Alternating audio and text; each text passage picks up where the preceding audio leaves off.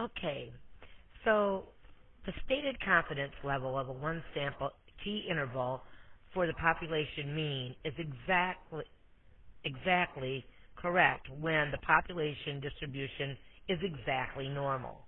But no population of real data is exactly normal.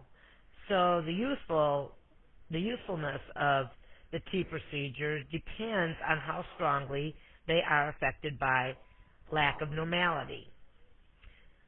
We call procedures that are not strongly affected when a condition for using them is violated robust. So what is a robust inference procedure? An inference procedure is called robust if the probability calculations involved in that procedure remain fairly accurate when a condition for using the procedure is violated. For confidence intervals, robust means that the stated confidence level is still pretty accurate. In other words, if we use a procedure to calculate many 95% confidence intervals, about 95% of those intervals would capture the population mean. If the procedure isn't robust, then the actual capture rate would be very different. T procedures are not robust against outliers. The good thing is that T procedures are quite robust against non-normality of population, except when there's outliers or strong skewness. Large samples improve the accuracy of the critical values. Always make a dot plot to check for skewness and outliers before you use T procedures. So, how do we know when to use T procedures? Well, here's some guidelines. If the sample size is less than 15, use T procedures if the data appear close to normal. If the data are skewed or if there's outliers are present, do not use T. If the sample size at least 15, the T procedures can be used except in the presence of outliers or strong skewness. Large samples. The T procedures can be used even for clearly skewed distributions when the sample size is large, roughly n is greater than or equal to 30. And how can we lose credit for normal condition on AP test? You must show a graph and give the appropriate comment about the normality of the population. Simply saying that we assume normality isn't enough. You're going to have to show it and say something about it. And we're going to do an example in just a little bit how to do that. Okay. So what types of graphs can we use since we got to use a graph? Well, pretty much everything that you learned except for linear.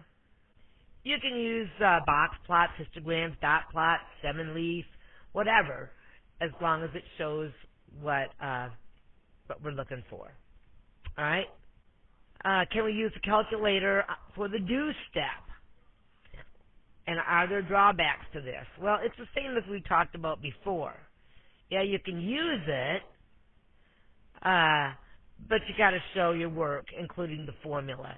Again, there's a possibility that you may have a conflict between your answer and the answer that your calculator is showing, and we talked about that in the last video, that they're going to give you the if you put them both down, they're going to give you the lowest score.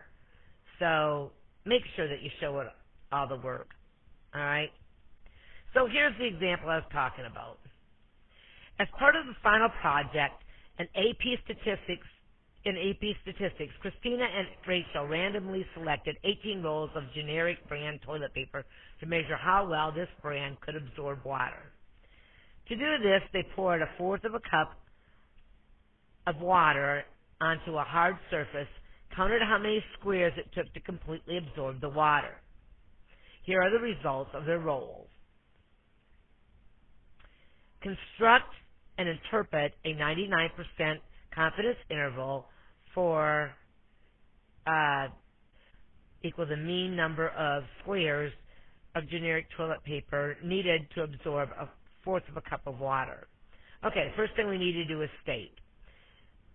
So, we want to estimate the mean number of squares of generic toilet paper needed to absorb a fourth of a cup of water with 99% confidence. Next step, plan.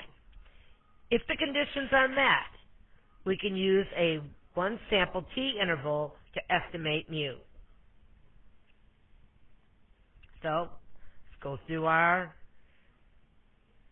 steps. Random. We need to check if it's random.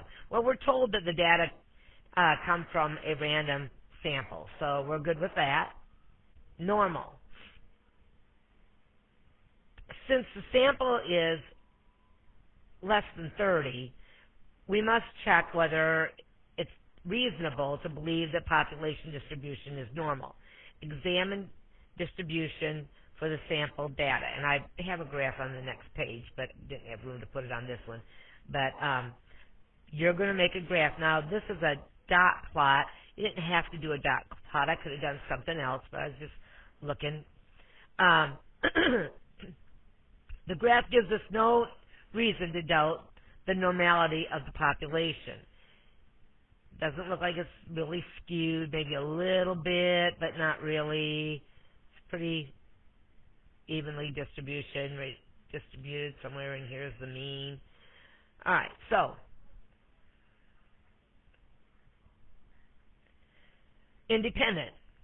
Because we're sampling without replacement, we must check the 10% condition.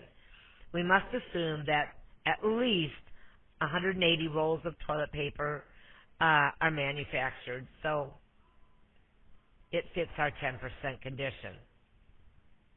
And then our do. The mean of this is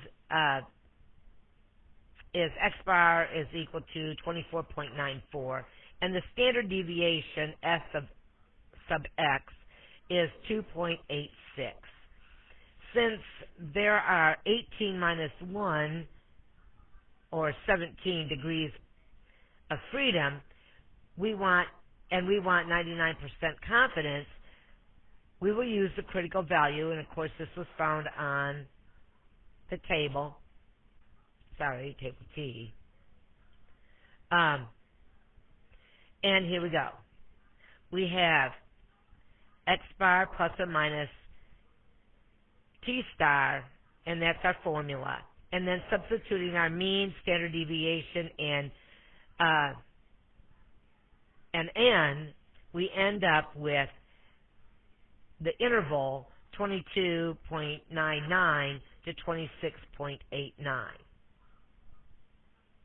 And so we can conclude we are 99% confident that the interval from 22.99 squares to 26.89 squares captures the true mean number of squares of generic toilet paper needed to absorb a fourth of a cup of water. And that would be the end.